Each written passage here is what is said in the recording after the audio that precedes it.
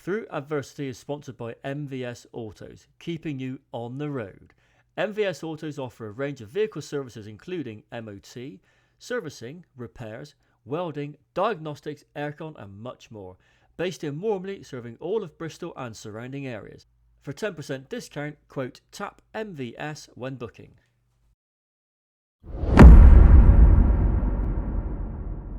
Hello and welcome back to Through Adversity with me, Rich. And before we start, as usual, I want to thank our sponsor, MVS Autos, based in Wormley, Bristol. And don't forget to like, comment, and subscribe, even if you think it's shit, because it all helps. Now, today's guest, talking of shit, every now and again we get thrown a shit sandwich, and it seems like today's guest has been bombarded with them all through your life because you've got a list of stuff that you've had to deal with for such a long time, mate. I'd like to introduce you to Mr. Joe Loney, my good friend as well from the past. We kind of had a massive gap between seeing each other, and you're back with a vengeance, mate. Welcome. Thanks, Rich. Absolutely lovely, lovely to be here. Yeah, and just to sort of sum up the level of integrity, it's taken us both 45 minutes to figure out the tech on this app to get logged on. We got there in the end, mate. It always works out in the end, as you know. It does, and that's the end of the show. Run out of time. Goodbye, and thanks for Brilliant. joining us, Joe. Thank you. God bless. God bless. So mate, so you're a fellow Bristol boy, yeah? Not originally, actually, No? Rich. No, I was born up in Leicestershire. Okay, so whereabouts in Leicester are you from? Or Uh, Leicestershire? I was actually born on the housing estate adjoining Gartree Prison. Oh, that is the, I believe that's the Lifers Gel or Cat B Lifers Gel, I think, Gartree. I don't know what it is now, but Mm, that was built back in the '60s, and yeah. that was the ultimate maximum security prison, built right out in the middle of nowhere. And there was back in those days they put a housing estate there, and I was actually born at home, and Yeah. at the end of our garden was the prison fence. Oh, so you were really that close. So if that was back in these days, people were doing throwovers back in the day, be launching over tennis balls and dead pigeons full of drugs. But I guess back in that day, it Absolutely. wasn't really a thing, was it? No, no, and my abiding memory is the gables on all the wings. Yes. That's imprinted, Yeah. um, in the mind without a doubt. And the lighting as well, which is really interesting because it was the middle of nowhere. Yeah. They had huge, huge lights, so there was always an orange glow, even on the Yes. darkest of nights. Yeah. And Yeah, a very daunting place to drive up to. it's quite an ominous looking building. I mean, at any prison, especially the old Victorian ones, are quite ominous looking buildings, aren't they? When you're from the outside thinking, what is behind those walls? Yes, absolutely. I think there was an element of some old buildings, and then there were these new wings that they built in the '60s. I actually think it might have been an RAF camp originally, or linked to the RAF back in Yeah. the day. The history of it, yeah. I think a lot of So prisons were built on these places, weren't they? yeah, yeah, Yeah. very So, much. so growing up, Joe, say living next to a Nick, what was it like growing up for you then as a youngster? Uh, I've often reflected and looked back, and my dad was a specialist dog handler, so that was the reason we were there. Yeah. And one of the things I've said to people many times is a lot of people, when they go to different cities, they love to go and maybe see the local football club and how many stadiums you can tick off your list that you've actually driven up to, maybe walked around. Yeah. So as I got into adult life and I was traveling a bit with the work that I did, and even still now, if I go somewhere I've never been, I love to go and see what the prison's like, which I know Really? sounds bizarre. Yeah. Um, but you know, I you know no different, do you? That's your background, that's your upbringing. Um, yeah, it's a part of the psyche that's still there. So was your old But man in the prison service then? he was originally he's ex-military actually, Yeah. and so he joined. I think he joined the prison service in the early '60s. Cool. He Right. was one of Okay. the first dog handlers to um, Yeah. be involved in that. So having a dad who's ex-forces and in the, I mean, the prison service back in that day was run quite military, wasn't it? If you watch Porridge, for example, how it is. Very, very much so. And do you know what? I was listening to a podcast, somebody that had spent an awful lot of time in prison, and they actually raised a really interesting issue that in the 60s, most of the staff had got a military background. And in fact, Mm, some of them had actually served in the Second World War. yeah, My father had actually served, he was in Kenya for three yeah. years, and that was during the Kenyan emergency. So the Mm. staff, yeah, it was a whole a different ethos back then, very much. So with your dad's background, did that sort of leach into the household at all? Was it quite a disciplined household to grow up in? Yeah, I mean, both my parents are Irish, Yeah. and yeah, it was fairly relaxed. I have to be honest, reflecting on that, and I did a lot of research on this for another project that I was involved in. Um, I think back in the day, the father figure, there was an element. It was the analogy, like your mum might wait till your dad gets home. So you were kind of, yeah, I'm going to use the word Mm, frightened. You were in awe of your dad coming back. yeah. Um, but yeah, I had a wonderful upbringing, absolutely Yeah. fantastic childhood. Truly, Did you ever get? I know back in the day with my dad because he was in the police force. I know that's what I got to know through my father. yes, And when Dad used to come home from work or rugby, when he wasn't completely assholed, which is usually most of the time, he would always bring back a little treat, and right, it would be this thing usually on a Sunday. If Dad was working on a Sunday or had been out on a Sunday, me and my brother would be in and Mum would be there, and it'd be like Dad's coming back, and we'd hoped he was going to pop home via the off license and grab right, some chocolate and some crisps, and he always would. And it was that yeah. massive treat of like Dad's home. You'd be excited, not just because your dad's home, but because they're bringing you a couple of stickies to enjoy as well. That's that resonates massively. So because of the work my dad did, and obviously in the we're talking late 60s, 70s, was the Mm, rise in firearms and explosives, and then drugs. yeah, And he would work, as they called it, on detached duty.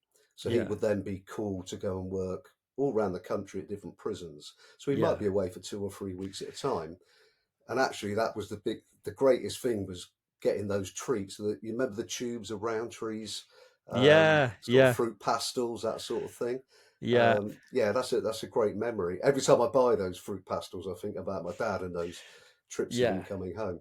I think the good thing about the fruit pasta ones was all the sugar in the bottom. When you finished eating the Uh, sweets, you got like about a couple of grams absolutely, of sugar in the bottom to consume, haven't you? absolutely, absolutely. Yeah. So what was your plan? So going through school, would you say you were an academic person? Um, I, I, I should have been. Um, Yeah, I was.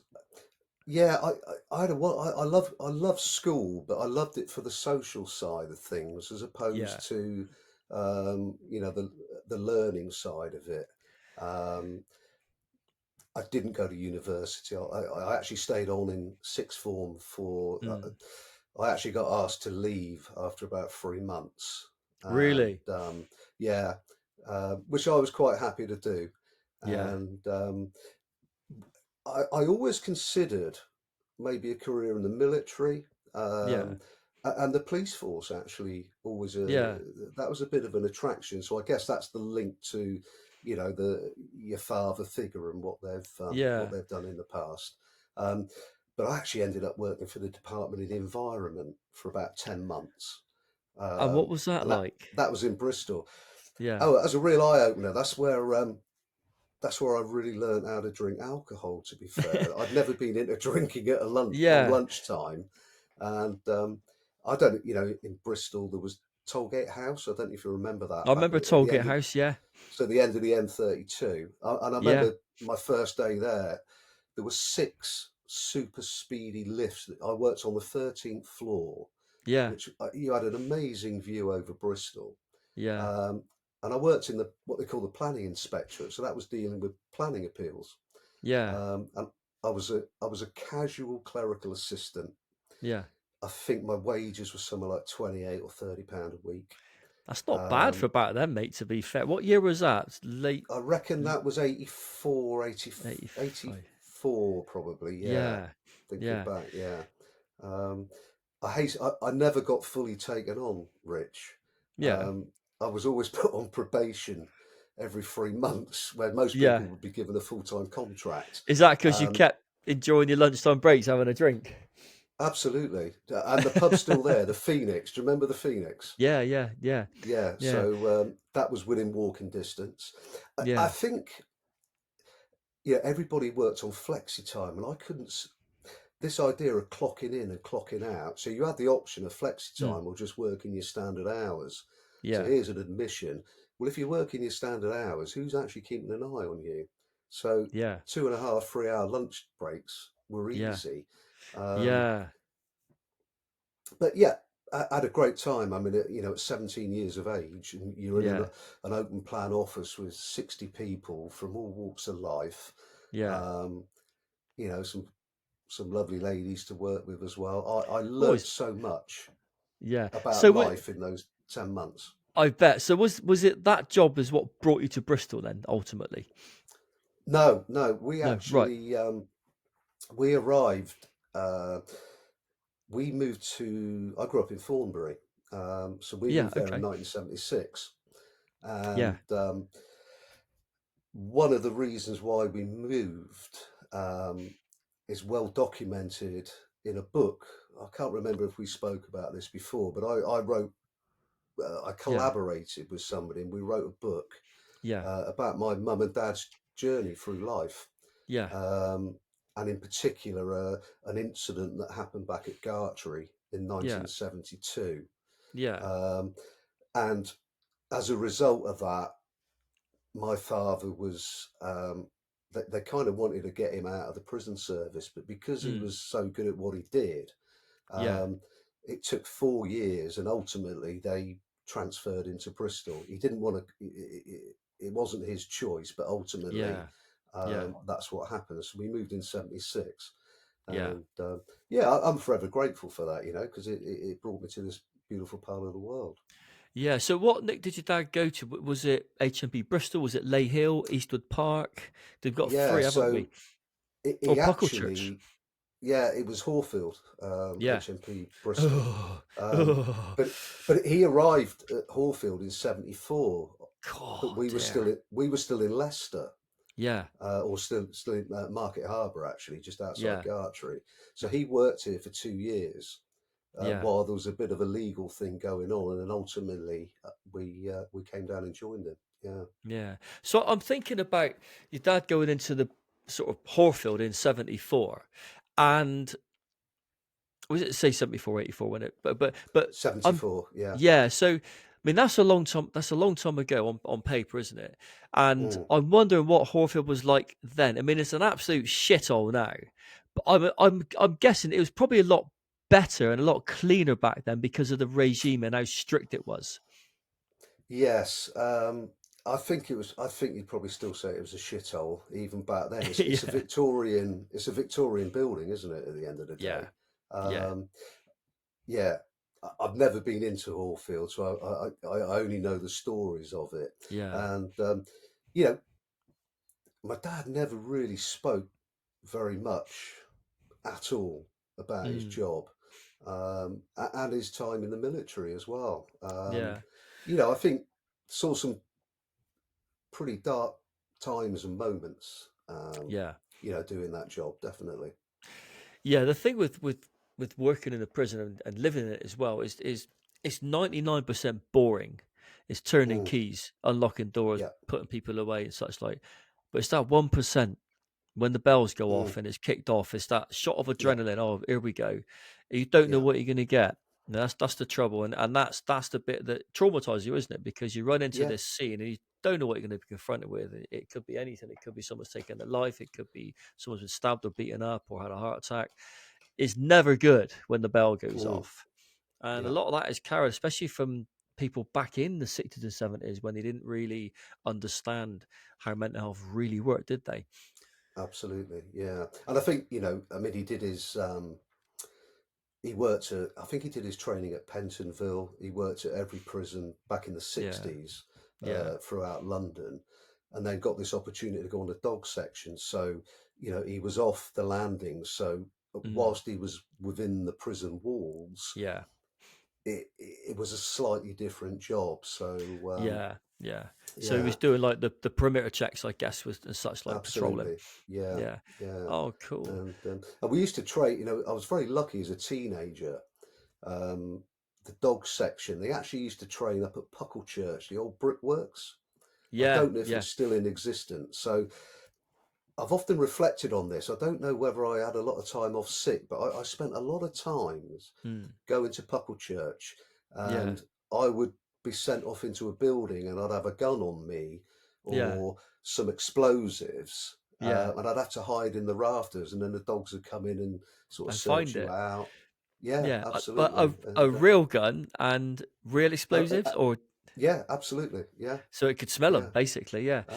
yeah. Wow. That as a kid, how did that feel? It was sort of second nature because Yeah. we always had kennels at the end wherever we lived. We would have kennels at the end of the garden, Yeah. and we'd have 2 to 3 German shepherds. So there'd be one would be his regular dog, and then another one that he was bringing on through. Yeah. Um, yeah, I mean, I've put the sleeve on, you know, Yeah. been out running away, and then the dog comes and grabs you on the right arm, or you run away and Yeah. stand still. I Yeah. knew no different. Absolutely Yeah. knew no different at the time. It was just I just enjoyed, I really enjoyed doing it actually. It's great.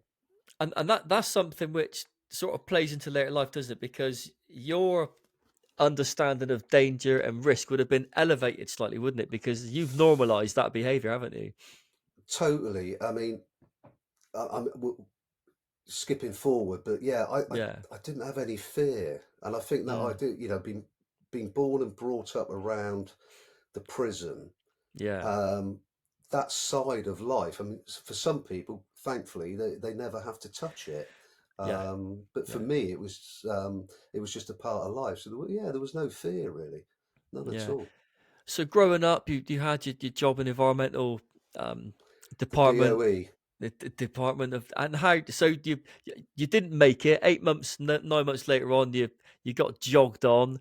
So what's next? Where did you go from there? After that, I actually went down to West London. We've got quite a lot of family down just by Heathrow Airport, and Yeah. I had a cousin down there that had a fairly large building company.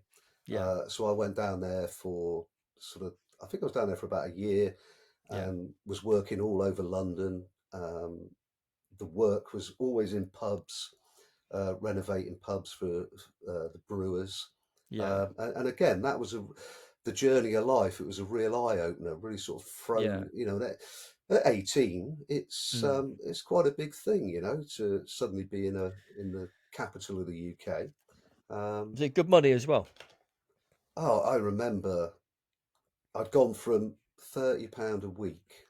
Yeah. Actually, I was on my salary when I started was £30 a day, so I was on Oh, £150 a week.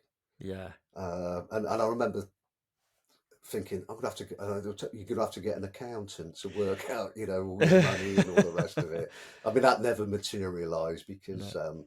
yeah, I did a 9, maybe 10 months down there, Yeah. and yeah, I ended up coming back to Bristol. I used to Yeah. travel home every Friday night on the National Express bus from Yeah. Heathrow Was Airport. that cost about Uh, 20p? yeah, I forget the price, but I always wanted to make sure that I'd get into Bristol Yeah. and somebody would pick me up and I'd get back to Thornbury Because to it's get in the out in the pubs for sticks. last orders Yeah. So on the some Friday night. people, because some of the people, if the listeners who are slightly younger, won't Mm. be able to even comprehend the fact that £30 a day back then was an extremely good wage, and that would go a really long way, wouldn't it? Yeah, yeah, it was honestly, I felt like a millionaire. It was incredible. Yeah. I remember I worked on a Saturday one day and I was given 50 quid Oh, for working on a Saturday. yeah. It was mesmerizing. Yeah, and that they were big old fucking notes then as well, weren't they? Fantastic, fantastic. Proper What's money. interesting, actually, I've never. I've never really been massively driven by money. So having that at No. such an early stage, Yeah. and I decided to come back to Bristol. Back then I had long hair down here at the back. Was that the 80s mullet then? Yeah, so this would have been Yeah. 85, 86, Oh, yeah. and yeah, I came back to Bristol. Yeah. I did a little bit of building work, and I'd never heard of a job agency. I didn't know what it was, but Yeah. somebody told me to register, Mm. and a door opened with an amazing, absolutely amazing company, Yeah. Aztec West, a company called Spandex, and Oh. and I got this job working. I describe it was a bit like how you saw traders in London. It was at what they called an order desk, Yeah. and the phone never stopped ringing, and you literally had to Really? pick it up. And it was I this was my first time to sit in front of a Mm. computer, like a VDU screen.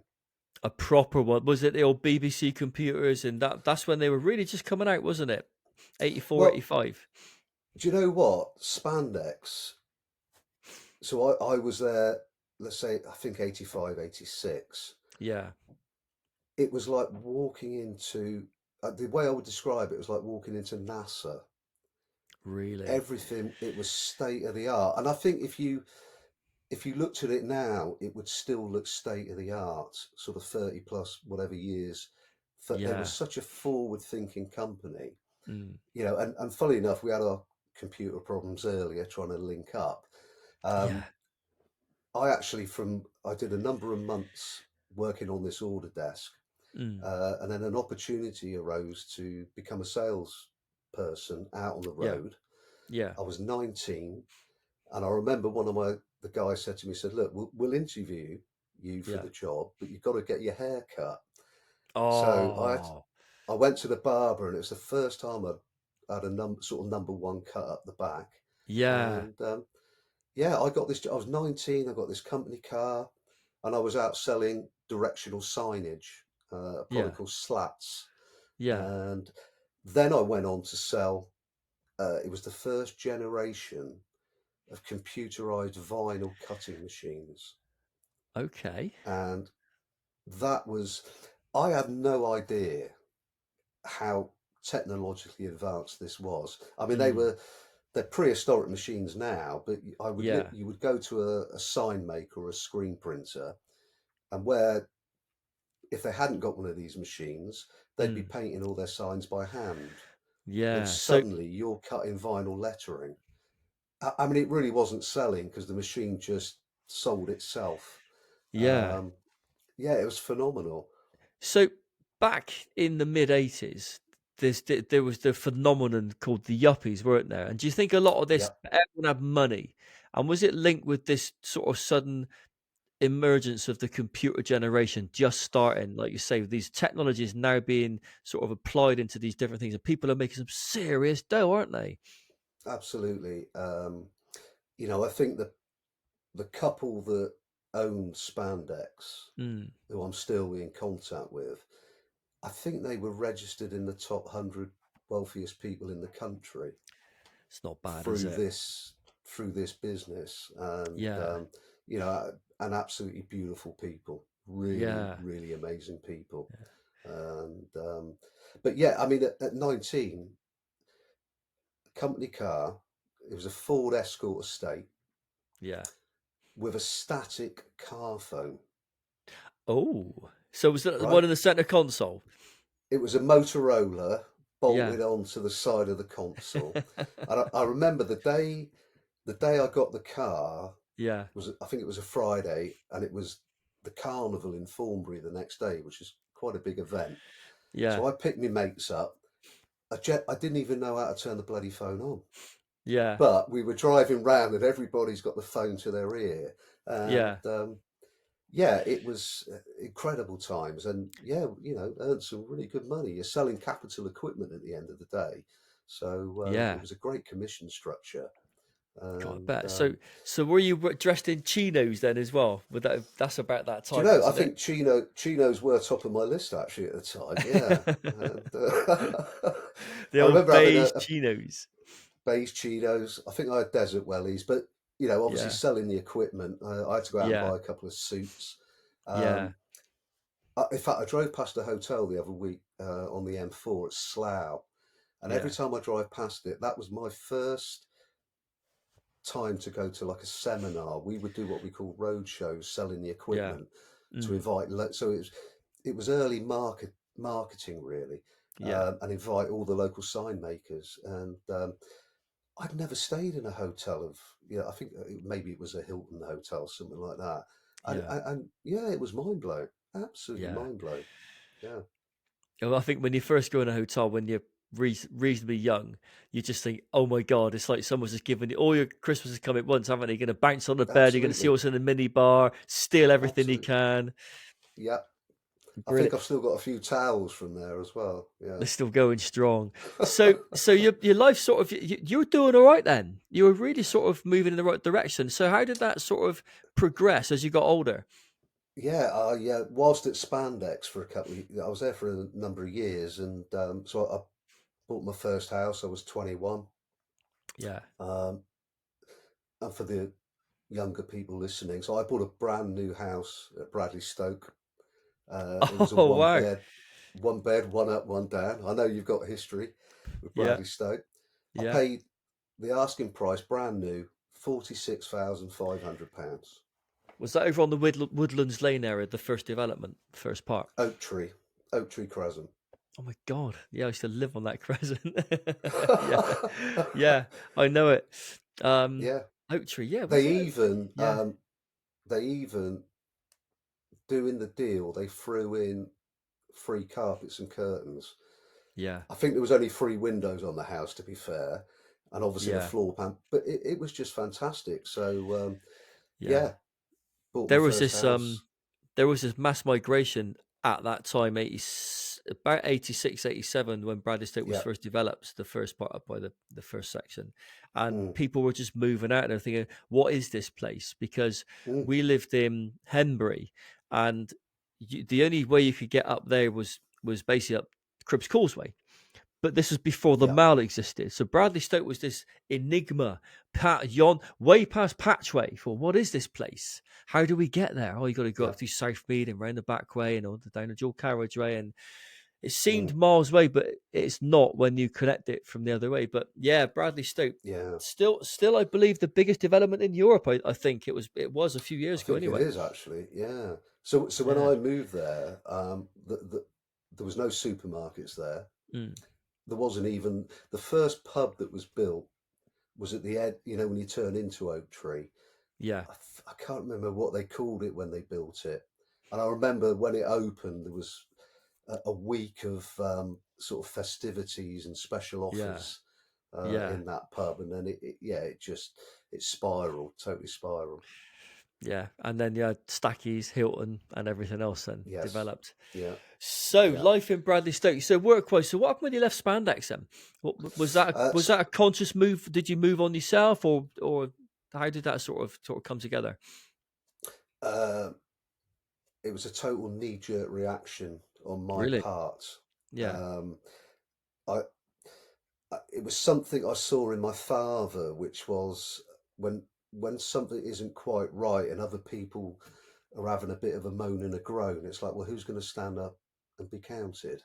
yeah, And I saw that as my opportunity. And I remember everything was going great, but there were a few stupid niggles that people had. So I remember being at a sales meeting, yeah, nobody was going to pipe up. So I decided that I'd pipe up. yeah, And I got into a bit of grief for that. And they told me to take a couple of days off. yeah, And I decided, I thought, "Do you know what? Sod this." This yeah, was sort of 88, 89. Oh, yeah. Was it around? yeah, No, sorry. This was early, been there a couple of years, sort of early 90s. yeah, It seemed like there were loads of jobs out there. And I thought, well, I've done well here. yeah. I'll fly into a job somewhere, um, which I didn't. And I actually Okay. ended up working um, as a builder, basically, as a labourer Yeah, back on Bradley Stoke.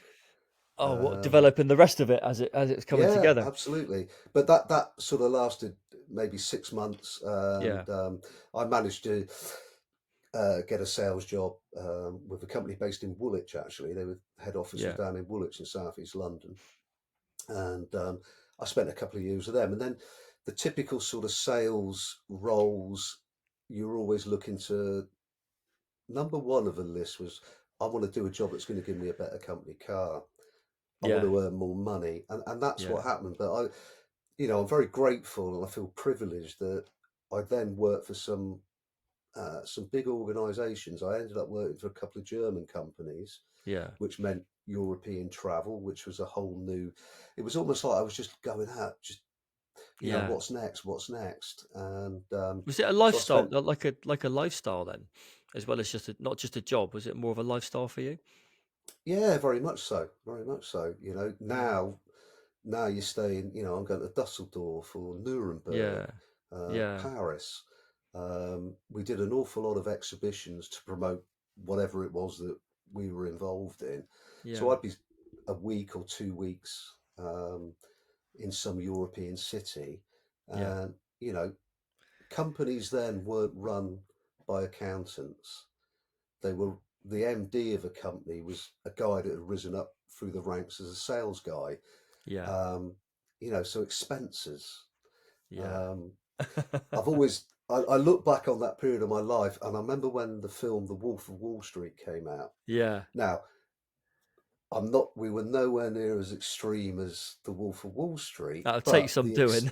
yeah, it really would. The excess Yeah, was was mind blowing, and yeah. yeah, I had a wonderful, absolutely wonderful time doing that. Yeah, but it was. I remember my dad would always say to me, he said, "You just, why can't you stay in one job? Why are you always moving? Mm. What's going on?"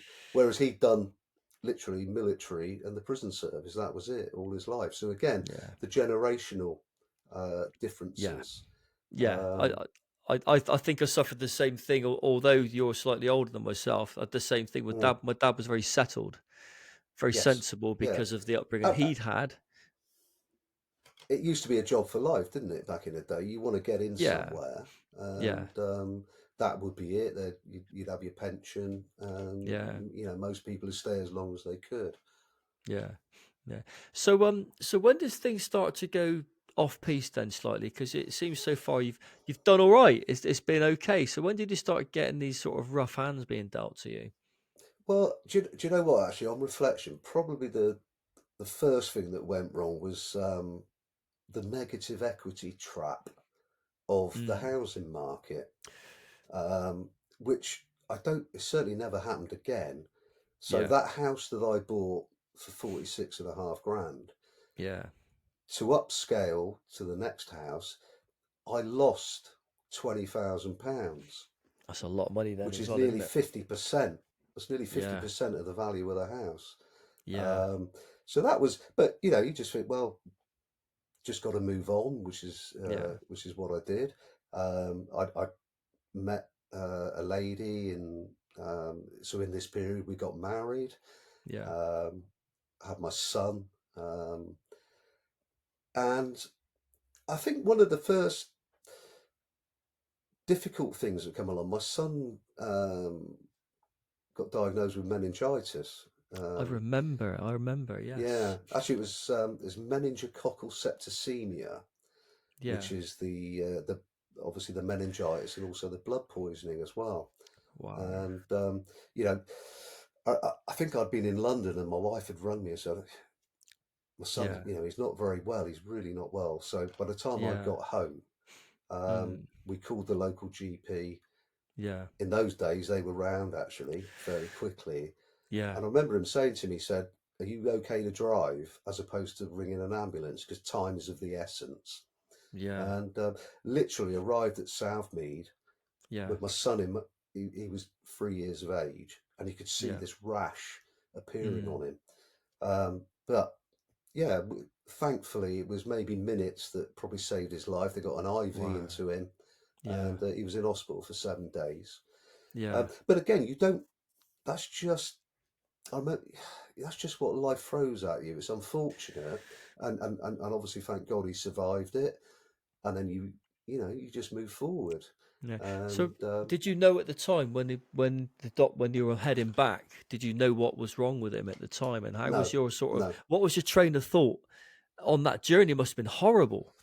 yeah, the train of thought was purely to get there as quickly as possible. And Yeah.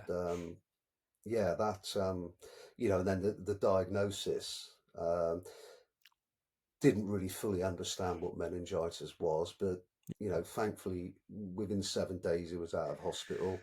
Um, there were no, a lot of children at that time were losing fingers and toes Yeah. and limbs due to this Yeah. illness. So I decided I got involved with one of the meningitis trusts. Yeah. Did some fundraising Yeah. as a bit of a payback, Mm. and understood it. And like a lot of things in life, it's all about awareness and creating that awareness. So this is pre-internet days as well. This wasn't Yeah. around. I Uh, remember back in those that this is you're talking sort of early 90s, aren't you, roughly? Is it sort of this like this would have been let's see, this would have actually late probably 98, yeah, 98, so a lot of I 99. remember Yeah, back in that day it was all adverts on the TV. It was like do the tumbler yeah. test, The you know, tumbler and things test, like that. absolutely. I remember Yeah. seeing that, and that was around about that time. Yes. Yeah. So yeah, so your boy was okay. You got through it, and what sort of progressed from then? Married life, okay? Um, no, not really. Hence um, being single now. you know, excuse me. Yeah, Um, yeah, I went through my first, I suppose, divorce. yeah, So my son would have been 6 years of age at that point. So this mm, is end of the '90s into the noughties. yeah, Um, and I just couldn't. I didn't understand why. mm, And obviously, later on in life, you work it out. But I also, I think I did know that I just couldn't stay in what I was in, yeah, which was this sort of a conditioned lifestyle. Obviously, that wasn't for me. Um, that isn't to say that I didn't try it again later on in life. yeah, Um, yeah, so yeah, I, uh, we went through, quite a bit of a difficult divorce, and yeah, back and again at this time, um, trying to get access to see your child or children. yeah, Um, there were obstacles that could be put in the way if somebody wanted to abuse the system, and yeah, and the people that abuse the system um, are the legal side of things. yeah. So this was a time when Fathers for Justice had just set up. Is that the ones with Uh, dressing in these superhero outfits? Superman, Batman, that sort of thing. Batman, Yeah. I So remember. Yes, yeah, yeah, that was it was comedic protest to mm, try and raise awareness about yeah, the family courts and what goes on in those. So yeah. I did get really heavily involved in that, So what and was that like being involved? Did it sort of open their eyes to the amount of problems that men face? I mean, let's face it, a lot of men do face similar problems trying to access to children. I know that it's not the same for everyone, and I know there are mm, some people that don't deserve to see their children for certain reasons. But did you yes, find there was yeah, a lot of injustice out there? massive. It was you know like with anything that's going on in your own life. There are Mm, times when you feel that you're the only person going through it. yeah, So getting involved with Fathers for Justice actually, without a doubt, helped me out massively. And you hear other guys' stories. So, we would meet once a week in a pub mm, in Downend, yeah, and you'd hear other guys' stories. And it's enough to make you break down and cry and think, I can't believe that the legal system yeah, can actually do this to people.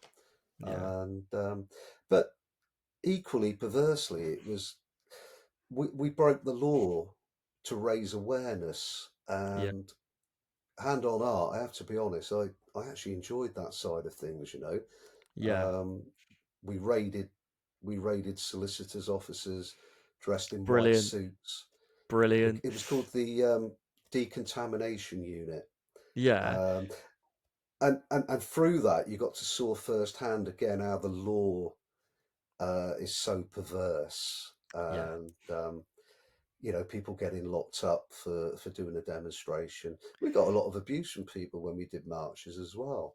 But I Yeah. think that was my first experience of being in a group of people that are going through exactly the same thing. Everybody's got a different story, of course they have, Yeah. um, but there was a solidarity, Yeah. and it was therapeutic, very therapeutic.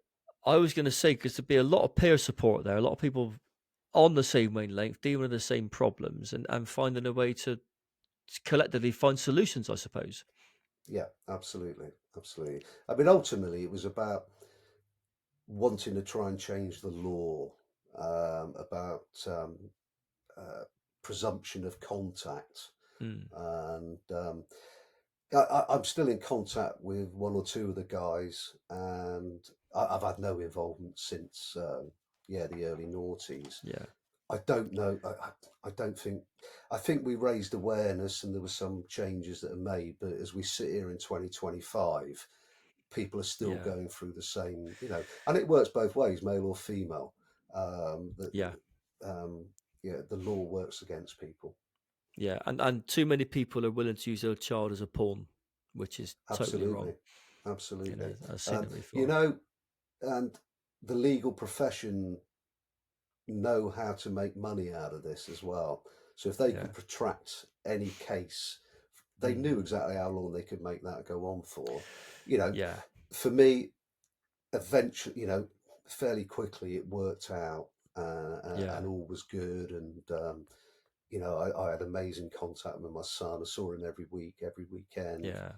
and in the week as well. That's So good. yeah, they were tough times as well. Really, tough times to go through that. Yeah. So it had an impact. It gave you something to live for, I guess. So Mm. what sort of came next then in your life full of having to deal with these issues that you're faced with? Yeah, well, I decided a couple of years later. Well, actually, not a couple of years later. Around the sort of same time, I'd met somebody else, Mm. and 5 years after we'd met, my daughter was born. She was born in 2005. Yeah. So I was still working in the corporate world. So my Yeah. last corporate job, I was working for a huge American organization, Yeah. company called ITW, and I was traveling the world. I worked out in South Korea, spent time in Seoul, um, Yeah. but I was very disillusioned. Um, I was I was never somebody that could brown nose the bosses. Yeah. I was good at sales, but things were changing, things were evolving, and I just kind of thought, yeah, ITW are a very entrepreneurial business, and that Mm. gave me the idea that, you know what, I want to go and do something for myself. Yeah. And that's when I made a decision to leave, and I'd set up a plastering company, Yeah. and then very quickly I'd set up a building company, Mm. and I just dived. I loved it, absolutely Yeah. loved the building trade, Yeah. and sort of had about 15 years doing that. Um, Within this period of time, um, my mother actually, God bless her, had passed away Yeah. 7 weeks before my son had been born, which was Oh. 1996. So Yeah. I'm in my late 20s, and she was 60 years of age, Mm. and from diagnosis to burying her was about 12 weeks. Oh, And of course, quick. it's a tough time, but Yeah. you deal with it, you cope with it, and you just move on. Um, 5 years after that, my dad passed away. Again, very, very quickly. In fact, there was no illness. He Yeah. took himself into hospital, and missed him by about 30 seconds. He passed Oh away. no, really? Yeah, so another tough time, but you Yeah. just get on with it. And I'm just trying to remember now, actually, what But was going on. do you know what? As you get when you're young and your parents are with you, you couldn't possibly imagine what it would be like to lose them, would you? But as you begin to No, get older, acceptance creeps in, doesn't it? You know that that time is drawing closer and closer, and it just makes it Absolutely. a little bit easier to accept that loss, doesn't it? It's not Mm, nice, but you think mm, it was due.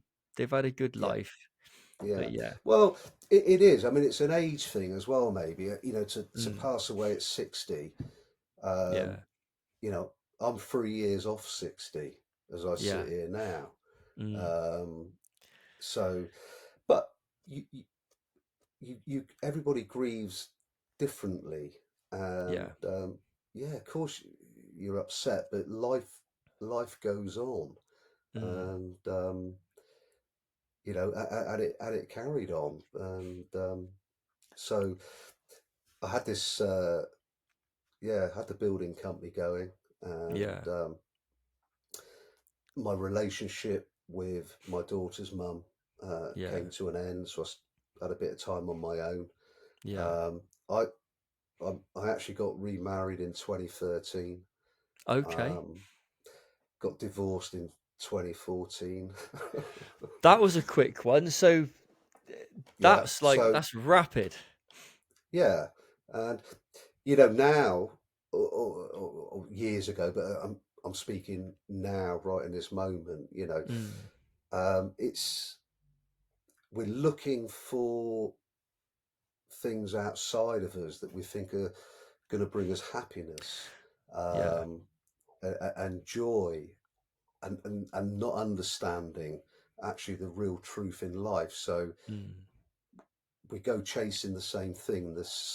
We're conditioned by society that we've almost maybe we need to be in a relationship, maybe we need to be married, mm, and yeah, I can wholeheartedly say that's what I chased because yeah, that's what's going on around you. yeah. Um, so yeah, that was short lived, and That's not even enough time to get a white band on your ring finger from the sun, is it? That's like literally you don't. no, That's not that long, is it? no. It Funnily enough, actually, my first marriage, we went on a honeymoon, and Yeah. I lost my wedding ring water Oh, skiing. That was oh. a that I suppose I've never put that down as a trauma, but the grief I got, as you can imagine, Yeah, yeah, yeah, yeah, yeah. But yeah, the second one, and you know, I can reflect on it, and I have done over the years, is everything that happens, it happens for a reason, and it's teaching us a lesson. But at yeah. the time, you don't. At that time, I didn't see it for what it was. Um, No, no. but You only learn it's an after, don't you? experience. You only Yeah, learn after absolutely. the event is finished. You think, okay, that was Mm, interesting. Did it? You handled it the way. The fact is, if you come out of it and you're alive, you handled it the right way. yeah, That's how I see absolutely. it. Yeah. So So I'm grateful for the lesson, and I'm grateful for every lesson yeah, subsequently that's gone on as well. Yeah. yeah. So you've mentioned something about domestic abuse, and Yep. I'd like to sort of touch on that if that's okay. Yeah. 100%. Yeah. So um, I met somebody, absolutely beautiful lady, Mm, and when you meet someone, you have no idea about their past or their history. You accept them for what they are, and it was a bit of a roller coaster. The way we met, and kind of didn't want to be apart, but yeah, within a couple of weeks, I could see that things didn't stack up. yeah, Um, and there were some bizarre things going on in life, mm, but she she was very plausible, had some amazing excuses. yeah, um, Now, something I discovered later on in life, I knew about empathy. I mm, knew what empathy was. I didn't know that you could be an empath. That's only something I discovered about 6 or 7 years ago. yeah, And I could there was secret drinking, yeah, chronic drinking, hidden drinking. Um, there were children, not our children, but her children. mm, Um, they weren't around, but there was very plausible stories, and it was yeah, almost like as each week went on, there were different things being uncovered. mm, Um, you know, we see these red flags, but actually, I certainly didn't take it. I would take notice now, and I understand them. And Mm. you just want to try and help somebody. You can see somebody struggling here, but there was disaster after disaster, catastrophe. Um, there was a She tried to stab me in a rage one night with a knife. Yeah. Um, Hot tea and coffee being thrown over me in rages. Um, Yeah. and then, when it calms down, and you just want to try and help this person. Yeah. Um, I have no idea how many times the police were called Yeah. um, to try and calm it down. Um, it, it it was a really really tough time, to a point where I thought I was actually going insane because of the Mm. mental dialogue and abuse that I was Yeah. receiving, as well as physical side of it. But here I am. I'm a builder. I've got a building company. Yeah. I didn't want to talk to anybody about it. The police were involved a Yeah. few times. Do I want to press charges? No. At the- Mm. I thought, I love this woman. I want to be compassionate and help this person. Yeah. Um, and that's actually 4 years that relationship lasted, Oof. That's a on long and time. off So with lot.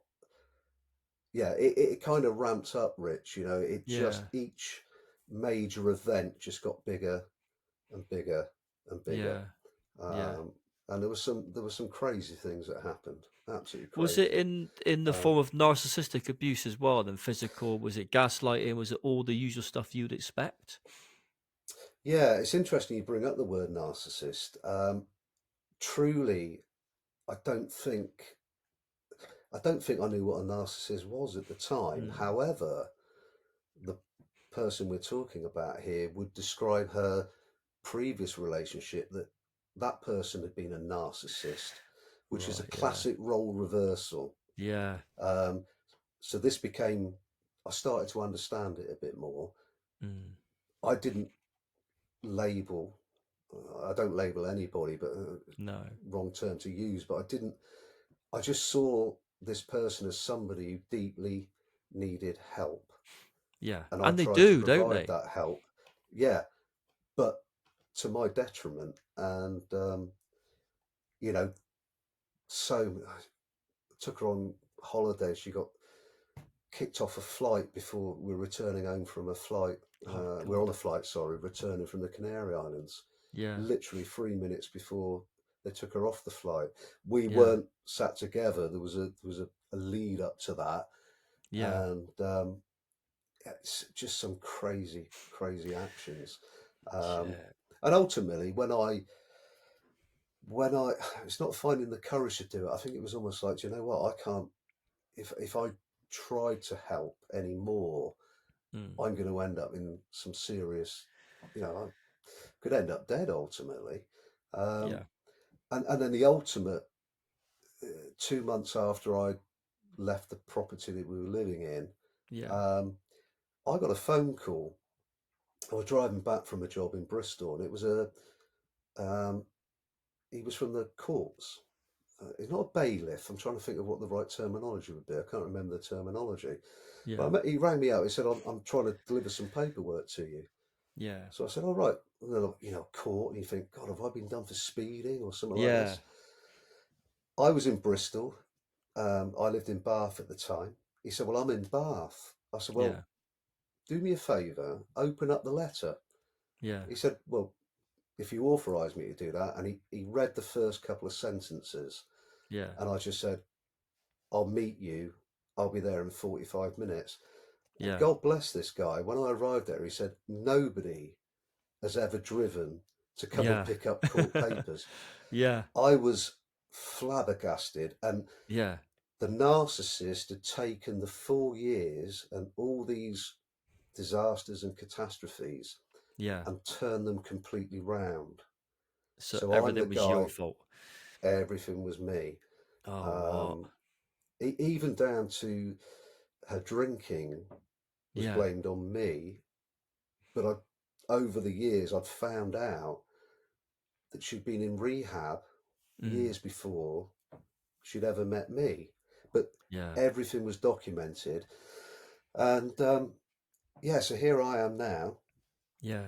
2 months after leaving, no intention of going back, trying to Yeah. get my property and personal belongings.